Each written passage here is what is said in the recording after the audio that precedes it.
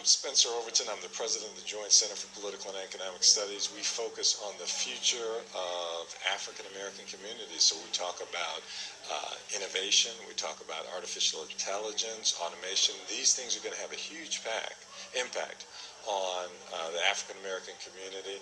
And so we're focused on the future of work, the future of entrepreneurship.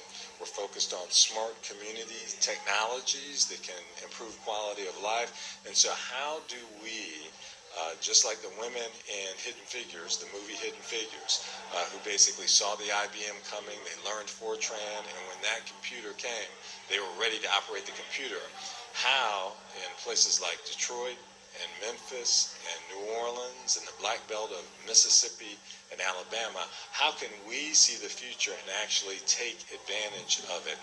Right now, there are a number of African American jobs that are really subject to automation. We did a study. We found that 26% of black workers are in just 20 occupations. They're concentrated in just 20 jobs that are all at high risk to automation. Things like cashiers, drivers, people who are in retail sales, security guards. The future of these jobs is really up in question because of automation. So what are those folks going to do? What are some new wealth creating opportunities that we can make, either in terms of entrepreneurship or in terms of jobs? This is my board chair, Barbara Johnson. Hello, I'm Barbara Johnson. I'm chair of the board of the Joint Center for Political and Economic Studies, and we are so pleased to be performing the research into this critical area that involves African Americans and people of color.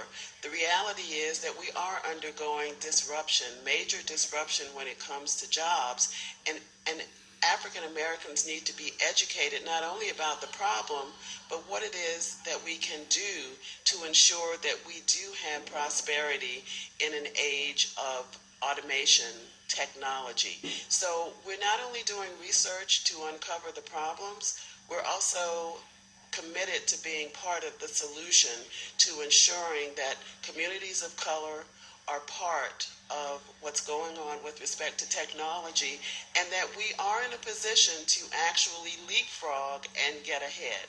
So we're very, very pleased with the research that the Joint Center is doing and being part of the solution to this critical issue. So one quick question for both of you, Ms. Johnson. When we talked about leapfrogging and used the example of Hidden Figures, I love that movie.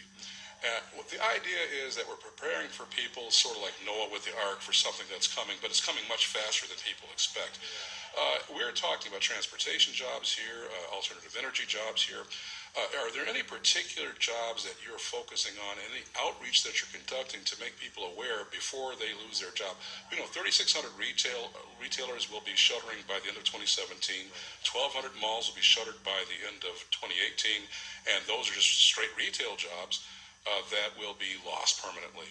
How are we reaching out and expanding the profile of your institute so that people can get more engaged? Well, we're really focused on working with local elected officials. Local elected officials are key. So, for example, on Monday and Tuesday, we're going to go to Detroit, and we're going to have a round table in Detroit. Is it at the Athenaeum? The hotel. So we're going to have electeds from the Midwest come, and we're going to talk about future of work issues. And it's going to depend upon the region. So, for example, data analytics might be different in a Detroit than somewhere else. Detroit might be stronger in terms of robotics than other places in the country as a result of its industrial background. So a lot of this is going to be culturally specific in terms of the particular area. I think another important point, especially in a place like Detroit, equitable development. Economic development is great, but this notion of everybody in the community being at the table and inclusion, not just a scenario where we've got economic development, but some folks, it's great to have folks come in from the outside, but you want people who are there and have been there for generations to also have an opportunity to take advantage of the growth. And certainly It's great to work in a hotel or a restaurant. That's wonderful. But it's also great to be an entrepreneur.